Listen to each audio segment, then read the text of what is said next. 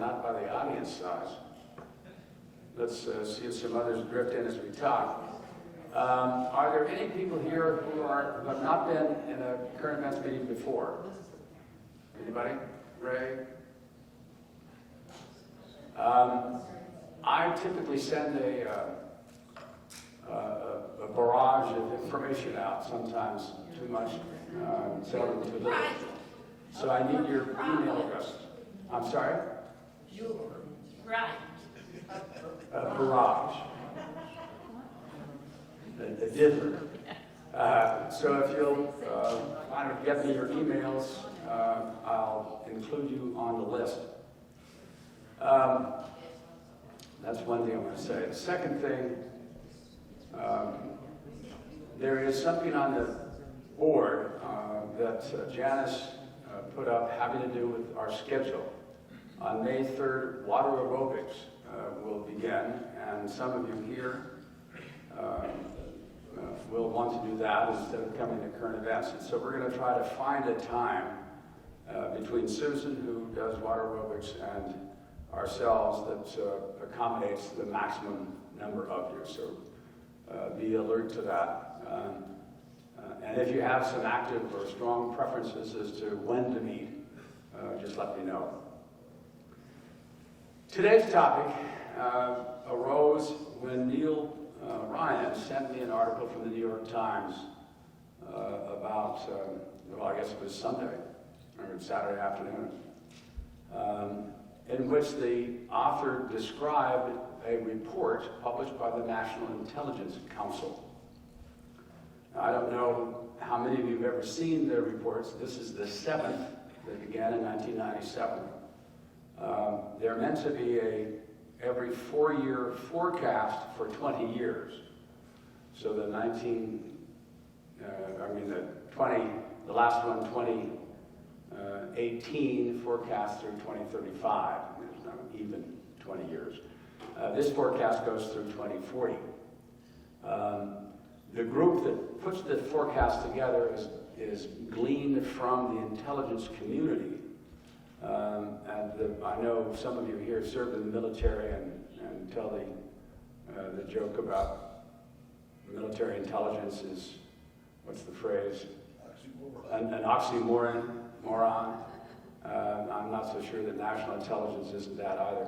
My favorite is Niels Bohr, the Nobel laureate physicist, who famously said, prediction is pretty difficult, especially when it involves the future. So for these people to gather together and examine the situation and try to come up with something in the way of a forecast for the next 4 years, or for the next 20 years, is quite a challenge. Having read through it, and more than once now, I'm really happy that they stepped up to that challenge. Whether they're right or wrong on any one particular or the overall story, I think it's really a good thing that somebody, and I gather from what they've written, quite intelligent people, are thinking about what's happening and where is it leading us. I know some of you had an opportunity to read the full report, which I sent out along with articles from the Times, in addition to the Times, the Post, and the Wall Street Journal. Anybody here have a chance to read it in full? Well, that way I can... I didn't get anything. You didn't get a thing? Well, I took you off the list, Charles. You don't qualify any longer. I'm sorry. Most of it. And you didn't get it? Or you read most of it? Oh, good. And John, you didn't get it? Well, emails are not what they used to be. I'll work on that list again and make sure that I'll send some tests out. And please respond. That's the best thing to do. I'll send a test out to everyone, and based on your responses, I'll be able to tinker the list, okay? And I'll send it out, actually, later today, Friday. If you respond by tomorrow night, then I'll know that you've received it, or if by tomorrow night you haven't received it, respond soon. You understand what I'm saying? And do it from the left side of your apartment. Global trends. There were 5 themes that they articulated in the report. these they felt were present throughout the time frame and throughout the scope of things that they were examining. And we'll go through these things one at a time. This is not yet the forecast. This is just the things that guided them as they examined the situation. First of all, the challenges that this group perceived were global. No single country faced the challenges alone. And not only shared between and among nations, but between and among regions within nations. Climate and environmental change were overall, and they exacerbated all of the other problems, struggling to meet the change or not meet the change. Increased global migration. I was surprised to learn that there are currently 270 million people living somewhere to which they had to migrate. 270 million. I've often said there are 63 million immigrants in the world, and I think that number maybe relates to refugees. And I've always thought that was a staggering number. 270 million people, and that's now. That's before the changes that are anticipated in this report. The second thing was fragmentation. Many of the issues that we deal with transnationally and internationally arise at a community or national level, or the response to it occurs at a community or national level. Oddly enough, the connectivity of the modern world, both now and increasing over the next 20 years, allows for, and in some ways facilitates, these divisions. Were it not for Facebook and the web generally, some of the polarization and divisiveness in our economy and in our society wouldn't exist today. And finally, the concept of information silos, and we'll come back to this over and over again. We gravitate to those sources of information we like and that tend to agree with us. And as we do so, we we're captured by the information silo we seek out. It's not that somebody forced us to take news that way or to take information that way. It's an active and free choice. Disequilibrium. I like the word. The concept is that there are demands, both internationally, nationally, and regionally, that exceed the ability of those different levels of government to deliver. No matter how hard we try to meet the demands of people, just take our age cohort, the mechanisms for delivery are not sufficient, and they're going to become less sufficient over time as our cohort grows and as our problems increase. That mismatch, is in itself a disequilibrium and causes a certain amount of tension and frustration. The gap is growing.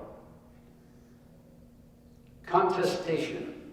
I'm not sure I like that word, but the basic idea is people are reacting up against those different changes and that inability of delivery systems to meet demands. There's an increase in division and competition in the world. We hear talk about it all the time in current events, about polarization. And this volatility and contentiousness that separates us by separate identities. China, at the international level, is growing as a contesting force in the international arena, contesting against the EU and the United States and all the rest of the country. We're going to talk a lot about China. China figures large, these people believe, and I totally agree, figures large in the next 20 years. And the fifth theme is one that I actually quite like. You know, we've talked so much in here and elsewhere about taking steps to prevent climate change. And each year, the forecasters, it seems to me anyway, keeps extending the date by which we must take those steps or the world will fall apart. And we're not taking the steps. Well, one of these days we run out of time. So what happens? And the answer is we adapt. And in one way or another, we adopt. Adaptation can take the form of seawalls, one of the scenarios that they forecast is the Great Shanghai Seawall, protecting that megapolis that exists at sea level. But this success and adaptation requires building consensus in a world that is increasingly fragmented. And so you see the tension that develops there. Certain structural forces exist on top of and independent of any efforts to deal with this new reality, beginning with demography. And the demography is something that we've talked about as well in this room. We're having fewer babies as a world population. Not very long ago, we lamented the fact that the South Asian countries, particularly India and Pakistan, Sri Lanka, were having 7, 8, 9 babies per family. In the last 10 years, that number in those countries has dropped to 3 or 4. Still high. 2.1 children per family maintains a steady population, 2.1.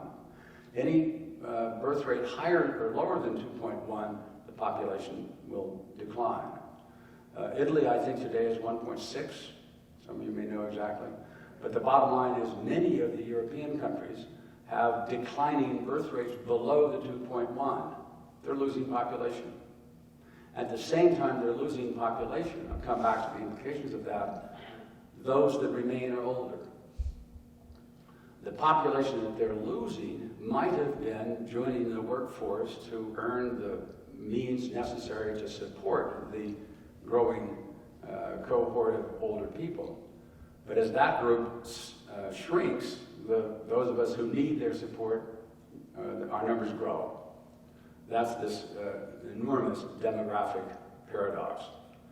And the pressure there are 2 ways to relieve the pressure. One is to leave the country where the problems of you're a young person in an aging world or an older person in a young world, you seek to migrate, but for the very fact of that demographic paradox, we all resist immigrants, even though all of us came to this country as immigrants, or our ancestors did.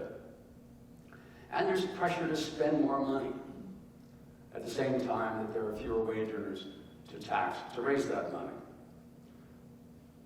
There's an environmental, an overlying, by the way, that demographic situation exists independent of anybody's actions. That's just a fact. It's happening. And it's happening in every country in one way or another. Just as the environmental conditions are happening one way or the other for every one of us. And the impact of that climate change, many of us question whether it's real, certainly to the extent that the authorities talk about it. But if you look at think of climate change, not so much the world is coming to an end because it's getting hot, but is the climate changing as a consequence of the whatever this cause? I happen to believe completely that hydrocarbon burning is creating, is adding significantly to the problem. But whatever the cause, that change is shifting populations and shifting their livelihoods. If you look at Africa, for example, we talk about I think it's called Sahelification, as the northern sand deserts keep creeping further and further and further south. And they're creeping south, removing rainforests and farmlands and turning them into barren desert. I have to think when I hear about this, I think, well, what about those areas that couldn't grow crops before because they were too cold? Will global warming now make them the breadbasket of the planet? I don't know. The simple fact is environmental changes affect our thinking about and plans for the future. And the other thing that the authors stress is the unevenness of these climate impacts. Certain parts of the world face them and adapt well. As I mentioned, we'll talk in a minute about the Shanghai Seawall. If you have a great deal of capital and you're interested in infrastructure, you can adapt more rapidly and more with greater satisfaction than you can as a poor country or a country reluctant to use its resources. The economic trends are also fascinating. You know, we talked a little bit about the spending. We talked a lot about the spending in this country recently. We're talking about trillions of dollars seems to be relatively easy now, when I didn't think anybody could count to a trillion, so we never used the word. And now we're seeing $1 trillion package after another. Well, this is happening in lots of countries. And it's happening in part because those problems that we talked about are real. And the response to that is increasing expenditures, increasing investment, and that leads to growing national debt. The trading environment that used to be fairly straightforward. Wealthy countries produced and sold to poor countries. Part of the trading pattern was to move the production of goods to cheaper economies, cheaper places, buy from those places. Supply chains, quite well developed. Well, they're becoming increasingly complex. Our interaction with China is particularly complicated by the trading patterns, the supply chains that are behind all of the goods that we use. And as governments become more concerned about domestic problems, rising national debt, greater fracturing and polarization domestically, they're less able to deal with these global trends. Oddly enough, the Asian economies seem to be doing the best. The report ranks the countries, the size of the economies in 10 years' time and 20 years' time. The United States relatively soon is likely, except for one of the scenarios, is likely to slip from number 1 to number 2 behind China. But just as interesting to me, India moves up to number 3 in the world and Japan to number 4. So 3 of the largest economies in the world in 10 or 15 years' time will be Asian. It's interesting. Technology is changing at a pace. What is it? Whose law is it? The memory. Moore's law. Moore's law.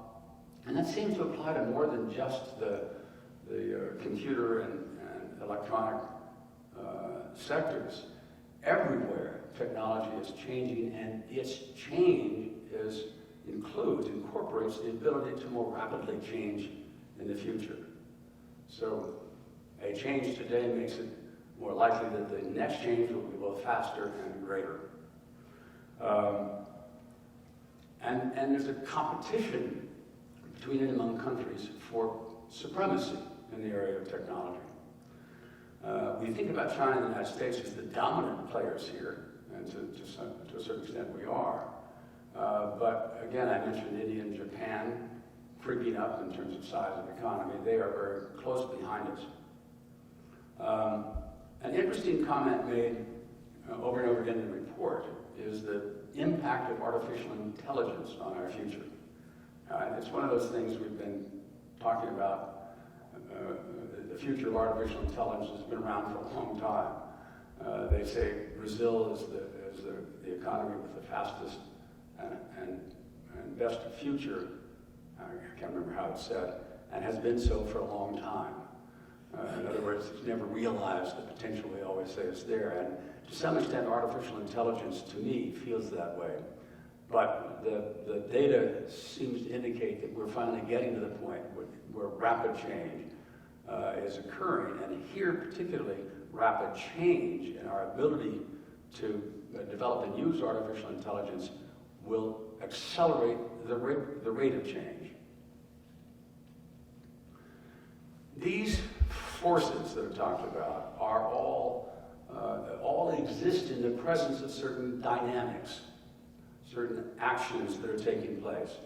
One of which is the simple interaction and intersection of society level, nation-state level, and international level forces. The growing fragmentation and contestation as we move to our silos, as we polarize for all the reasons we've talked about, is a dynamic that's extremely important to understand. The mismatch, this frustrating mismatch between what we need and what our systems are able to deliver, is something that matters and will grow. And finally, the geopolitical environment seems to be growing more contested and more prone to violence than it has been for a long time. Not the mega wars, not great nations in alliances fighting with other great nation alliances. I don't know how many of you have read about the long peace in which we find ourselves today. And it's a long peace following World War II, which was the last great nation alliance fighting another great nation alliance. Not having had one for 70 years means that we're in the least violent phase ever in history. That's a staggering fact when we all think about gun violence and the dangers of walking around the parks at night, and we could do so easily years ago. Well, not many years ago, frankly, it was more dangerous. The long peace has entered in a period of declining violence. Societal change is in some ways more rapid as the economy slows. And that's an interesting mismatch. And this leads to pessimism about the future, distrust of leaders. And we see it here. And it's a distrust and we talk about a 50-50 Senate. Well, we're very close to a 50-50 country with 50-50 attitudes toward whatever party is in power and whatever government is in office. That's not a healthy state to be in. Transnational identities are increasingly prominent, and one of those identities, oddly enough, is corporations. It's interesting that the followings of the FANGs, Facebook, Amazon, Netflix, and Google, I may have the wrong numbers, but you all know what I'm talking about. The great corporate giants, technology giants, their influence is increasingly competitive with any country in terms of size and reach.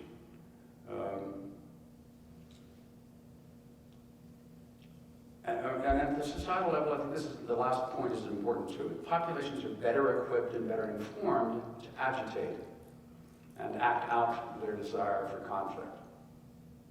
The Arab Spring was the beginning of that. It ended in a sort of abrupt autocratic reaction to it.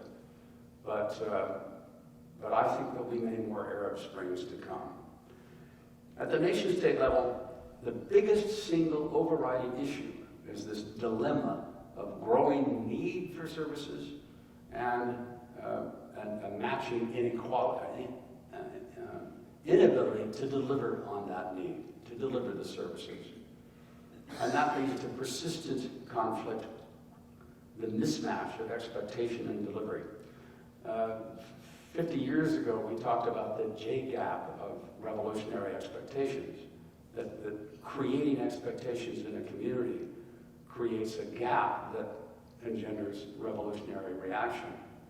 I don't think we've seen as much of that as we forecasted 70 years ago.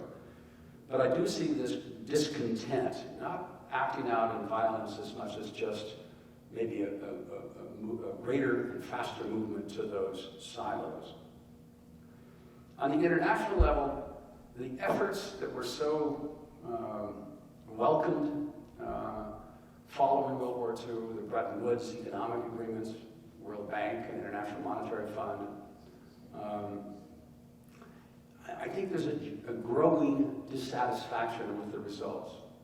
Certainly, the governance expectations of the United Nations are, it's been a long time since any of us thought that the United Nations would herald in a world of peace. So many of the actions that we had hoped could be undertaken by those international alliances seem lost today.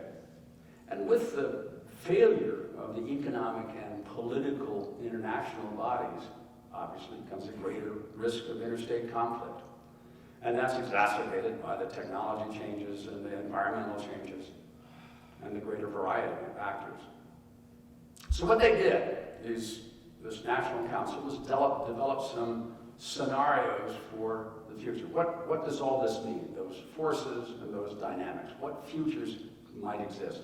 The first one is a somewhat rosy future, optimistic, suggesting that the United States and our style of democracy will prevail. It will certainly prevail over the authoritarian rule of China and Russia. Technological advancement will, in fact, pay off. Public-private partnerships, which we've been working on for as long as I've been alive, will finally flourish. Incomes will go up, quality of life will improve. Scientists and engineers from around the world will migrate here and find new technologies to identify and debunk false information, solve our problems. That's the rosiest scenario of their five. And that's, they postulate, a real possibility. Another possibility is a world adrift, directionless. No international rules bind us together or bind us with less effectiveness. We grow more slowly than that first scenario would have us grow, and our divisions are greater. China would dominate in this scenario, and it dominates primarily because of its economic size and scope. And to some extent, I have to say the report seems to be pro-U.S. The first and rosiest possibility is U.S. dominance, and the worst is China dominance. But again, we pay the salaries of these people. Regional, non-state actors will have greater influence. One of the most troubling aspects of this scenario, this world adrift scenario, is the increasing vulnerability of the world to hackers. We've recently read a lot about Russian hacking. It's going on, I'm told, by corporate people more and more often than any of us had ever expected. Terrorists and criminals. And the biggest problem with the world adrift is the big problems just fester. We don't have the capability, either the money or the inclination, to address those big problems. A third scenario sees China and the United States coexisting. We're competitors, but neither has dominance. In this scenario, if I had to say what I think is the most likely, I'd probably come down here. I certainly don't want to come down to the next two, which we'll get to in a second, but the likelihood of our dominating in the flowering of U.S. democracy, we thought that going into Iraq, and with the collapse of the Soviet Union, it just didn't happen the way we expected. I don't think that's going to happen. But I don't think China's going to prevail. I don't think it's going to be a China-dominated world for the next 20 years. I think this competitive coexistence is highly likely. We'll accept the rules, begrudging acceptance, but acceptance nonetheless. This concept of a post-Putin Russia, they'll join the international community because there's not very much there. It's a failed petrostate. Our economic connections, as they've often said, there will never be war between two countries with McDonald's. I don't know that I totally agree with that, but the concept of being economically interdependent is certainly likely to reduce the likelihood of war. Climate change will not be addressed in this scenario. It will stay out there as a major global threat. Wealthy countries will do more with what they can to adopt than poor countries. Two sort of doomy scenarios exist. One is separate silos. And this is certainly likely. And as I go through this, I'm talking a lot and fast because I'm trying to get the information about this report out to you. But what we'll talk about now is particularly these 5 scenarios, which are likely to occur, why you prefer one or another. In the separate silo thing, big countries, the United States, with defensible borders, will do pretty well. But small countries, not so much. Everything turns inward to our state or nation silo, our regional silo. We are engaged far less at the international level. Nuclear proliferation is likely to be a characteristic of this separate silo scenario.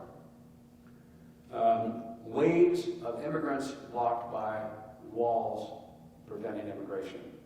That combination of waves and walls, I think, will be a characteristic in almost any scenario. The fifth one is not altogether pardon me, negative. Tragedy followed by mobilization. Something really dastardly could happen. It might have been COVID. I don't know. Maybe COVID and our reaction to COVID will turn out to be the force that crystallizes international action and brings us together to solve problems. What the authors of the report suggest is possibly famine is more likely. A major famine somewhere, and a major loss of life, following which we'll come together and pick up the pieces and say, this can't happen again. They suggest that reaction to the crisis will be led by a rejuvenated Europe joining forces with China.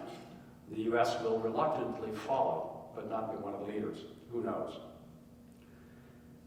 Two paradoxes, and then I'm going to stop talking and discuss this. The first is that continuing demographic paradox of aging population and a smaller population on the one hand, and thus creating demands, and information silos and political fragmentation that makes it so much harder to solve those problems, increasing the antipathy toward immigration and assimilation. And the final one, where we all heard Amy Chua last week.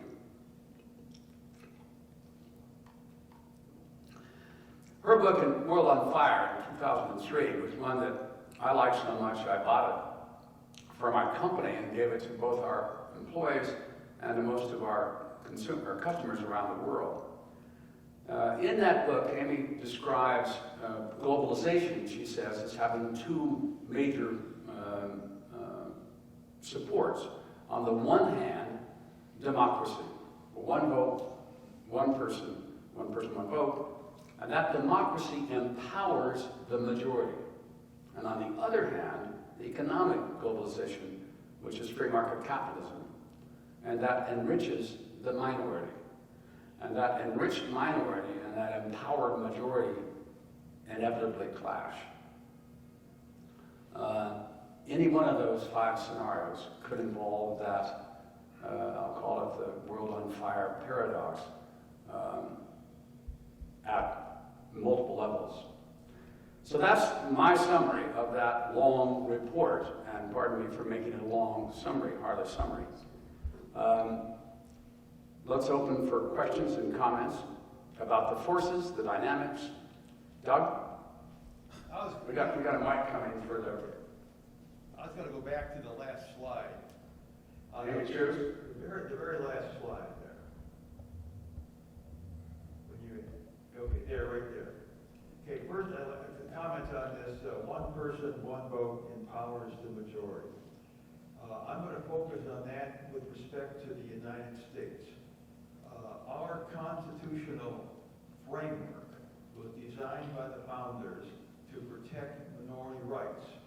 And so it's in fact not a total majority rule. Absolutely. It could be, an example would be, our system permits guilty people to go free to make sure we don't convict an innocent person.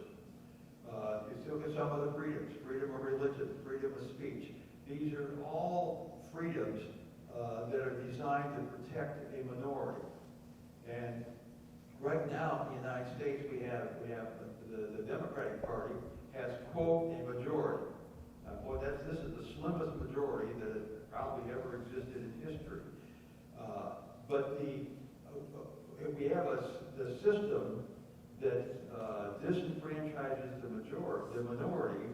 The minority will take alternate action, and we see that developing already in the sense of I'm just looking at the people who have recently spoken on public politicians. They believe that the system is not going to be fair to them. So rather than work through the system, they're looking at essentially what I'll call mob rule. In other words, the mob can control the decision. And I think what I'm focusing here on is that, to me, the object is not to predict the future as much as it is to be able to adapt to the future. And one way of adapting to the future is through understanding history, which goes to our education system. And I happen to have a couple grandchildren in California. They're already out of high school. And the education that they received in the public schools of San Jose, California, are totally contrary to my beliefs. It was more like a brainwashing session than it was, to me, teaching the truth. So, to me, looking at the future, I want to focus on the United States, and I think to reemphasize the protection of rights of the minority and having an education system that solidifies why our founders came up with the system that we have today. Thank you, Charles. I'll come back to that. I'm not a student of ancient history, but I suspect that everything you've talked about from this report has been repeated and repeated and repeated again. And I don't know really what the future is, but maybe we have to look to the past, not necessarily to learn the solution, but see what has happened, starting with the Egyptians, who had a civilization of about 3,000 years, then the Greeks, then the Romans, then the Germans, etc., right up there. I suspect that everything we've talked about here, with some changes due to the times, these people went through. Why is our civilization any different than any other civilization? And if you look at it, realistically maybe, you say, well, we're in the change of civilizations. And maybe some of the things that you've mentioned about the inevitabilities and so on are true. And maybe that's the direction that we're going. I don't see why our civilization, in terms of having an end, should be any different than any civilization that went before us. Now, for most of us, that's really not relevant because our time frame is different. But I think maybe we can learn something by looking not so much ahead, but looking back and seeing how do these civilizations deal with it, and why did one civilization eclipse another. Anybody like to respond to either or both of those? Too soon. Don? Oh, here's Neil. Don's our Neil. Don's Don. first. Don. Neil first. Oh, Neil? Okay, Neil. Neil after Lee. One reason that I think Charlie is wrong but interesting. A little louder, please. One reason that I think Charlie's point of view is an interesting one, but I only comment on one thing, is why things are different and will never go back to the ancient times. The Internet of Things. You've all heard that expression. By 2040, it is estimated there will be over 1 trillion devices connected to each other. That is a whole new world and challenge. And what worries me is it's going to take leadership, strong leadership. It's going to take cooperation. It's going to take willingness to work with people who have different points of view if we're to survive the next some period of time. It's a grim report. I've been following these for years. This is the grimmest report I have ever seen in all the time that I've been spending looking at them, which is at least 15 years. They come out every 4 years. I came out of the intelligence community briefly. I was just a kid. So we have to work differently and accept the fact that we're in a different world. Thank you. John? Getting back to what Charlie was saying, if you read back over history, all of the various civilizations that existed back to the Middle East long before Christ, all of those civilizations came and went. And they disappeared for 2 reasons. Well, one reason, basically. They went broke. They went broke economically, and they went broke psychologically. And thus, they got to the point where they got so big that they couldn't support what they had. And the people just got fed up. And even though they were not democratic institutions by any means, but they just stopped participating. And we get the same cycle, if you will, going on now in our own country. And it's, I think we're probably over the top. We're going downhill because of this psychological problem of people. People are the problem. And as long as we have people, we're going to go through these cycles. And one other quick little note, if you go back to the 14th and 15th century, China was the predominant economic power on the globe. The Western world didn't know that because they were separated. But all of a sudden, the emperor decided he didn't want any more of this. But they were by far the most economically advanced and progressive society that existed in those days. And now they come back to it.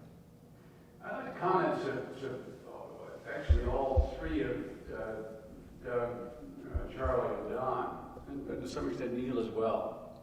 To me, what you're overlooking in talking about ancient civilizations primarily is the level of participation. Most of the people on the planet, up until about the 16th century, simply didn't participate in the economy. All those histories and all those rise and decline of the Roman Empire talked about a very small handful of people who were rising and declining. Most of the people were slaves or lived in subsistence conditions. They didn't participate. They're not part of the history we talk about. If anything, they're the kind of the rubble around the walls. But the history is about the elite at the top. The Industrial Revolution changed, I think, permanently that situation. The level of participation. Charlie, you're shaking your head, but think about the number of people who participated in the economy after the Industrial Revolution, when income simply rose in a staggering way from this for millennia to that in a matter of 50 years. I'll let you respond first. I only disagree with one word. Oh, that's delightful. And Sean. I only disagree with one word that you used, and that was permanent. There's nothing permanent in this world except repetition. And you also talked about these people at that time had no say in anything, they didn't participate. There are people today who are saying the same thing, that we are not participating. I'll agree completely, but the level of non-participation today relative to all the millennia up to, I'm going to say about the 1750s. But that doesn't stop there.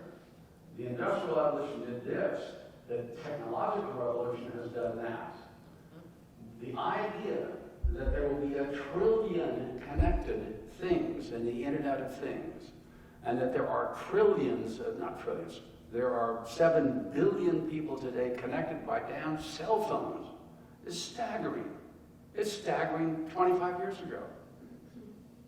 Okay, you talk about technological change and the effect it has on people and how people thought about it. Well, that's pretty much when the wheel was invented. Look what that did for the world in terms of movement and people being able to go from one place to another and transport things. We look at it now and say, oh, big deal. Well, at that time, it was a big deal. And for those who recently moved from walkers from crutches to walkers, it's still a big deal. Yeah. Bob, I didn't see it on the chart, but I presume in tragedies, they would have had a depression as one of the possible tragedy scenarios. Good example. Yeah, that's not where I was going.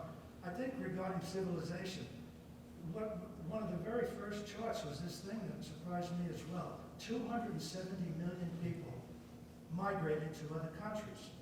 That affects the civilizations. I mean, we were known as the melting pot. Does that suggest that other countries are becoming absorbed like that? I mean, I don't know where is most of it coming from. Is it Muslim countries moving out into other countries like France? I'm not, Well, I think that requires a lot I of think the work. question is really very good, and I don't have the exact answers now. They're in the book and in the materials behind the book. But the number of people living in countries to which they've migrated includes many of us, okay? But it also includes the huge number of people moving out of the Middle East and Africa into Europe, and people moving within Europe. I don't know whether the Asian flow of migrants has been as great. My instinct is to say no, that they're not moving much beyond where they're going. And that's partly because of the population situation. This migrant flow, we think 270 million people is a ton of people, right? It's 3.65% of the population. It's not a huge number relative to the total population.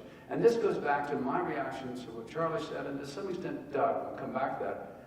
We're talking about a much larger and more engaged population today than we've ever had before.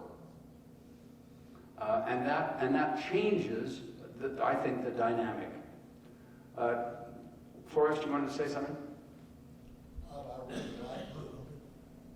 Bob, I really like the fact that you broke down those 5 different segments into about 5 points each. I think what we'll end up with is some kind of crazy quilt that's none of them are in the right spot, but probably all of them are in the mix. But I'm a lot more interested, I love history, but I'm a lot more interested in the future than I am the past. And I feel like that the rate of change, and I look at that as a constant, not to argue with Charlie, but I think change is a permanent circumstance, and it's going to be an increasing rate of change, and the ability of people to adapt to it is interesting. I'm reading a book that's not 2040, but 2030 that I mentioned. But in that book, they suggested that the China GDP will be greater than the U.S., and India will be close behind in 3rd place. Then India, within 3 years of China achieving the peak, will become bigger than China from a GDP standpoint. Per person, they're still much poorer than the U.S. One of the things, I'd like to come back a little bit to Doug's comments at the beginning. Oh, I'm sorry, Carolee? You. Thank you. The word immigration kept coming up, and we all understand that. But the word education did not come up at all. And I think for the women of the world, education is almost the most important word.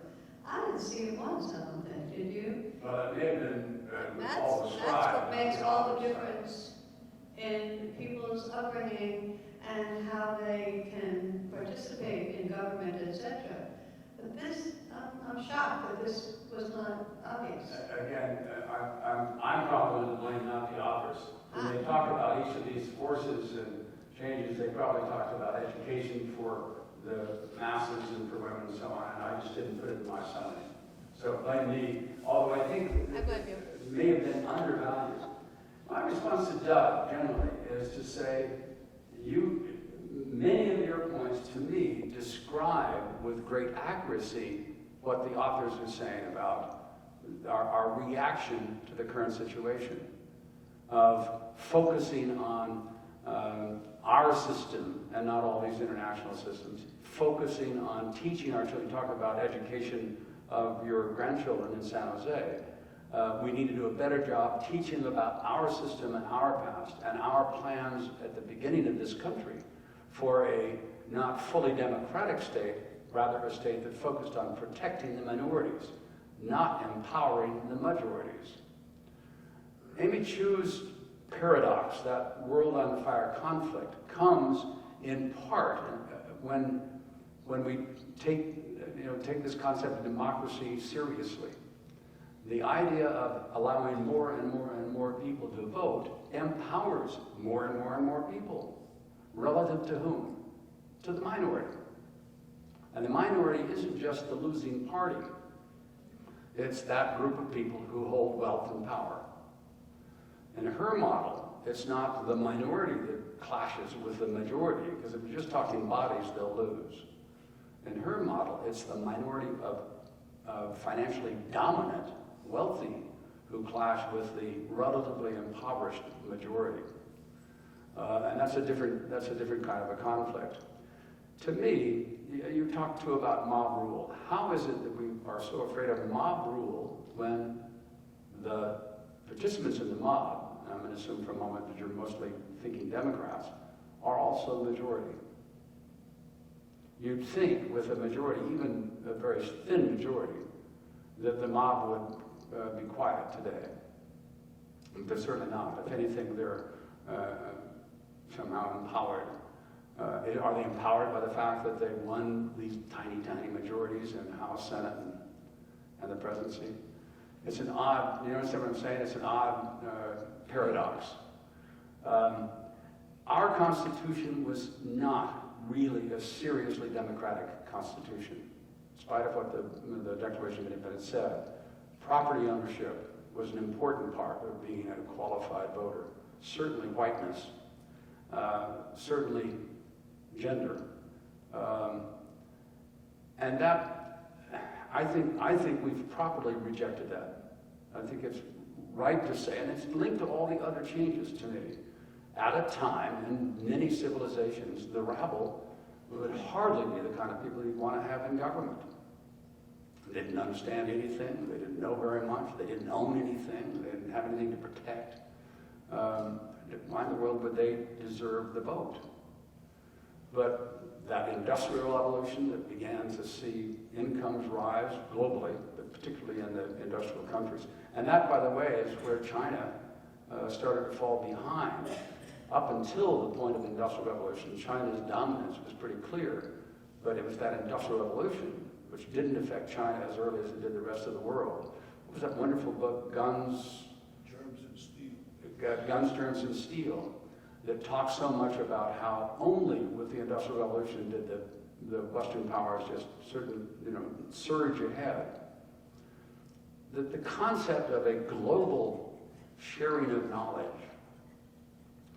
coexisting with a global movement towards silos, is fascinating and frustrating to me.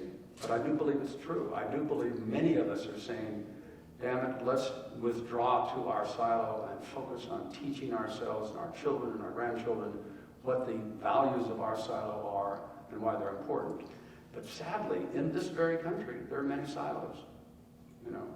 Doug? I'm sorry. Before that, John? It seems to me that the significance of the migration, the population migration, would bring about over the long term, we become more alike. It might solve some of these problems. Interesting.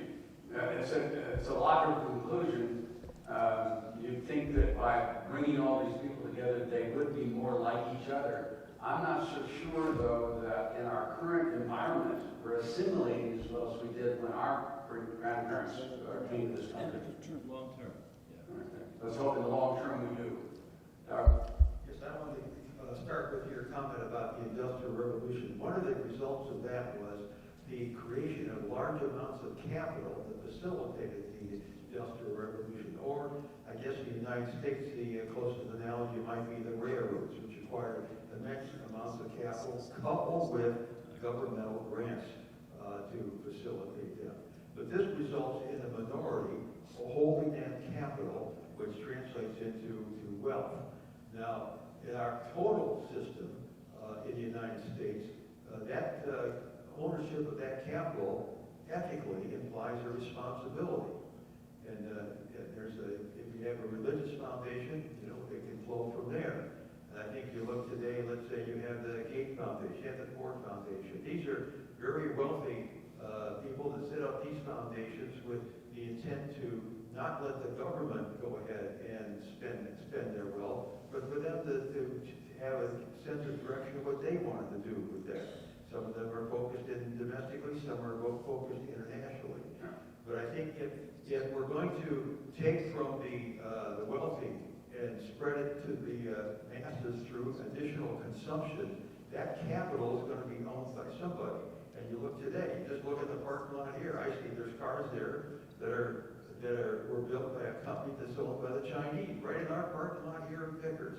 Or you go to the grocery store, some of the stuff people at the grocery store, Chinese firms, and that will increase if we are forced to take capital from the wealthy and turn it into consumption for lower income. Interesting, I would, there are a lot of cars made by our foes during World War II out there too, Germans and Japanese. Some of them are pretty good cars. Guilty. Charlie?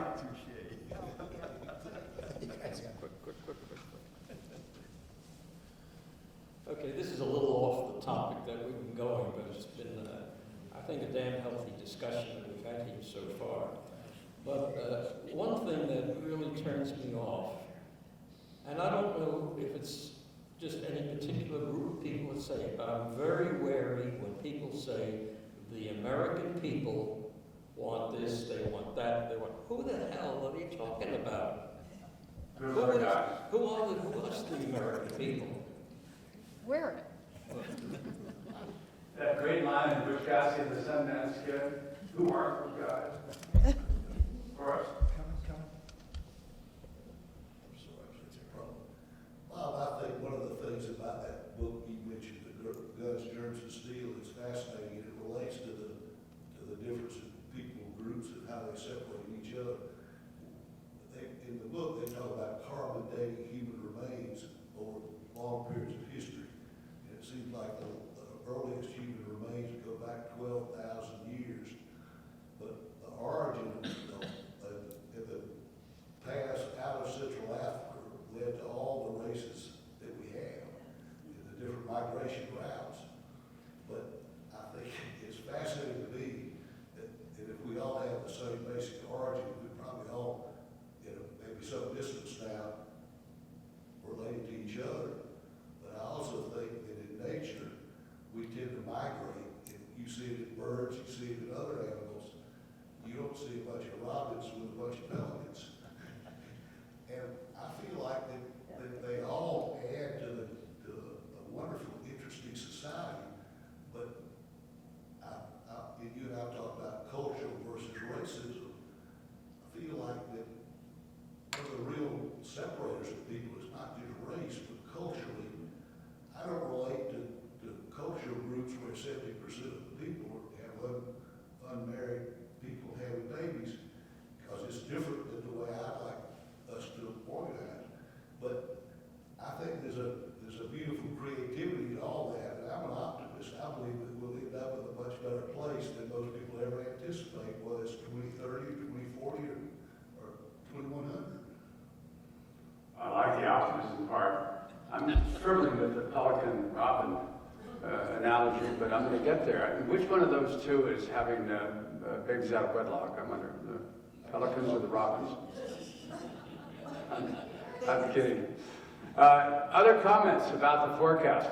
Do any of these forecasts seem to you to be the most likely, from the U.S. dominant democracies prevailing all the way to a big shock, a depression? I think that's a big omission, depression, famine, global war, pandemic, leading to a regenerated, mobilized world. Which of those makes the most sense to you? Why would you share those PowerPoints with us? Oh, well, yeah, I'll send the slides out to you. I think that'd be And I may, by the way, add education to each slide, because Caroline's right. I agree with you. Let's Thank get you. there. Thank you. Phoebe, you had a point? Yeah, all these other civilizations that lasted thousands of years, I think we haven't done yet. We're only nearly 200 and some years old. We've got a long way to go. Well, the we that I like to think we're talking about is a civilization, a global population. And I do think, not just the United States, but the global population, the things that we have in common with everyone around the globe, it's a pretty new group of people. The idea of well, first of all, mankind itself, relative to total history of the world, is the tiny end of the chart. But the idea of post-industrial revolution, post-technological revolution, post-connectivity revolution, we're all in this together now, whether we go to our separate silos or not. And I lament that fact, both here and internationally. We're in it together. And I think some of the observations that the authors made about how together we are contesting, fragmented, and in the disequilibrium of we want more than we're capable of delivering. It's an interesting challenge. Charlie, and I think that's probably going to be our last. No, I'm sorry. If I would summarize this morning's discussion, it would be that the history of the world is conflict, and the future of the world is conflict. Good. It's always been that way. Charlie, I'm sorry. Marie. Gotcha. You didn't think I remembered it. What Gordon just said reminds me of this morning, I listened to the radio and there was a discussion. Can't tell you who the people were, but the final decision was that war with China is inevitable. The comment, Marie, the war with China is inevitable, is what the comments made on the radio. I'm not convinced at all. I think China is an economic power. I don't see them as an aggressive military power. Could be wrong. Charlie? We're all animals, and basically we will do. Speak for yourself. Well, if you're not an animal, what are you? Anyhow, basically I think we'll do whatever we have to do to survive. That's right. That's true. I think that's a very good note to end it on. With survival will out at the end. But the shape of that survival and the extent to which we make it, well, we're not going to participate much, some of us, in the actions that affect 2040. Bobby West might. But, thank you all very much for coming today. We'll see you next week.